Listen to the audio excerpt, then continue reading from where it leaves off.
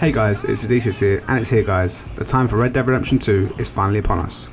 When I say that this game is awesome, it sounds like I'm underplaying it. Words don't really do justice to how good this game really is. Not only is this game really good, it's also packed full of content, systems and mechanics that are explained to you over the course of the game. Some of these are explained more thoroughly than others. Some of these things I wish I knew when starting the game, so I've decided to compile my top 5 beginner tips if you're starting the game fresh. Now, I've tried to get this one spoiler free, because the story is one of the great parts of the game. However, there may be small spoilers in the video on things like locations, so keep that in mind. Anyway, that's enough of all that. Without further ado, these are my top 5 beginner tips for Red Dead Redemption 2.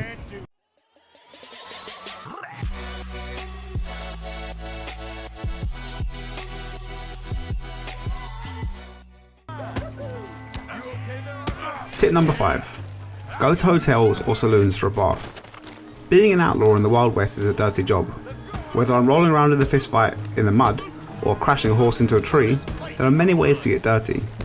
Now, the game explains to you that you need to keep after clean to avoid smelling. It's my understanding that if you're constantly dirty, NPCs will treat you differently. In addition to this, you emit an odour whilst hunting, so if your prey happens to be downwind of you, they're more likely to pick up your scent and leg it away. The game doesn't really explain to you how to clean up. I spent about half an hour looking around the camp for a bucket to dip my head into, but everything I found wasn't working. Each town has a saloon or a hotel, or even both. All you need to do is walk up to the barman or the receptionist and pay for a bath. They're really cheap, so the only real inconvenience is the time it takes to have one. For a little bonus tip here, you can pay 50 cents extra for one of the members of staff to scrub you instead of doing it yourself. This makes it much less labour intensive. Tip number 4. The more missions you do, the more the game introduces you to different mechanics. I've got a confession to make guys, I love fishing in open world games. I got hooked on it in Zelda, Pokemon and Stardew Valley, and I take every opportunity I can to partake in it in games since. A recent favourite being Far Cry 5. One of my early worries about the game was the lack of fishing. I kind of knew it would be there, I just didn't know if I'd missed something. As it turns out, all you have to do is keep playing the missions to get introduced to different game mechanics like fishing and hunting. This is a big game with lots of things going on, so it takes time to introduce you to everything. Tip number 3. Cinematic mode. I'm a bit lazy sometimes guys, and this world is massive. Rather than giving yourself repetitive strain injury by mashing the horse gallop button, just set a waypoint on the map, find a road so you're on the red line and then hold down the camera change button. At this point you can let go of the controller, kick back, relax and watch the beautiful scenery pass by. One thing to mention here though, although you're in cinematic mode, the world is still full of things happening, so I probably wouldn't leave the room. Bandits can jump out at any time, so be ready to jump back in. Tip number 2. Carry 3 outfits on your horse. As I just mentioned, the game is big, so is the map. So much so that there are different climates that you experience throughout the game. There are lots of weather types, but the areas of the map all boil down to either hot, normal or cold. At Arthur's camp there's a chest where you can change clothes. When you choose your outfit, you can store an additional 2 outfits on your horse.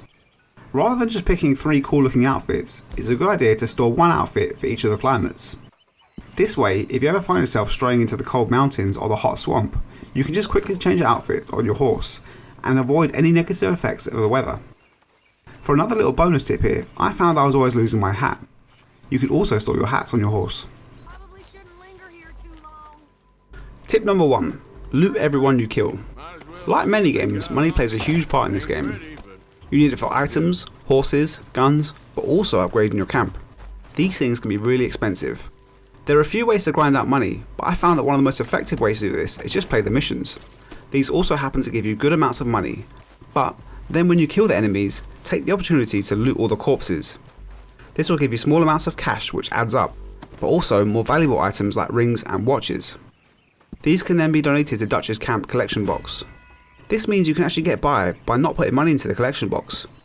If you just keep adding items, it very quickly adds up, and you can have your camp fully upgraded in no time. You can also sell these items to fences for cash, who you come across throughout the game. Well guys, those are my top 5 beginner tips for Red Dead Redemption 2. If you've got any great tips, please drop those in the comment section below. I hope you found this useful in some way. If you did, please hit that like button. And if you want to see more videos like this one, don't forget to subscribe. Until next time, peace out.